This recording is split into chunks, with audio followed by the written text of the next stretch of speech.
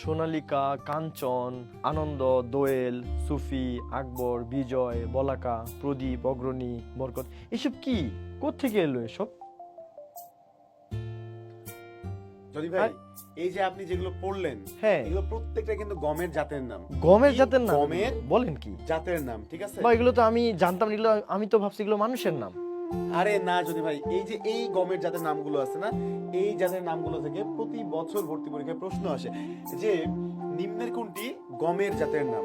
আবার পরীক্ষা দিয়ে দিবে যে নিম্নের কোনটি গমের জাতের নাম নয়, ঠিক আছে? আচ্ছা খালিদ ভাই, এই এতগুলো যে নাম, পরীক্ষায় তো একটা আসবে, কিন্তু এই এতগুলো আমি কিভাবে মনে রাখবো? এটা তো কোনো সম্ভবই না। আচ্ছা, এটা কি মনে রাখার কোনো টেকনিক কিছু আছে নাকি? খুব, আমি আসছি আর আপনি আসছি, তার মানে তো টেকনিকের খেলা, ঠিক আছে? বাহ, তাহলে খুব সহজ একটা গল্প শুনে নাও, দেখো এই গল্প মনে রাখলেই তোমরা এই গমের জাতের নামগুলো আর ভুল করবে না, ঠিক আছে?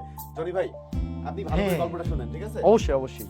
এই যে একটা গ্রামে সোনালিকা আর কাঞ্চন নামে একটা ছেলে আর একটা মেয়ে ছিল, ঠিক আছে? আচ্ছা, একটা গ্রামে। তো তারা দুজনের প্রেমে পড়ে, আর আমরা জানি যে মানুষ নতুন প্রেমে পড়লে আনন্দে আত্মহারা হয়ে যায়, হ্যাঁ, ঠিক আছে? অনেক। তো ওরা কি হলো, নতুন প্রেমে পড়ে আনন্দে আত্মহারা হয়ে গেছে। এরপরে তারা দুজন মিলে ডিসাইড করলো তারা একদিন ফজরের নামাজের পূর্বে, ঠিক আছে, আচ্ছা। দোয়েল দেখতে যাবে। ও, দোয়েল অন্ধকার মধ্যে, রাইট?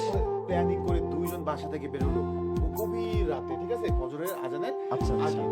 এরপরে দোয়েল দেখতে তারা দুজন বের হলো, পথের মধ্যে হাঁটতেছে।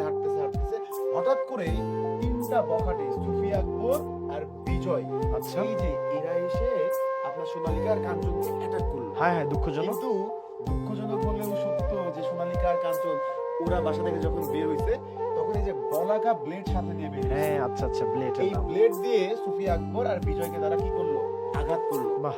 এরপরে তাদেরকে পরাস্ত যখন করে ফেললো, পরাস্ত করার পরে তারা চিন্তা করলো আমাদেরকে সামনে এখন আঘাত হবে। আচ্ছা। এই জন্য তারা একটা আল্লাহর নাম নিয়ে প্রদীপ জ্বালালো।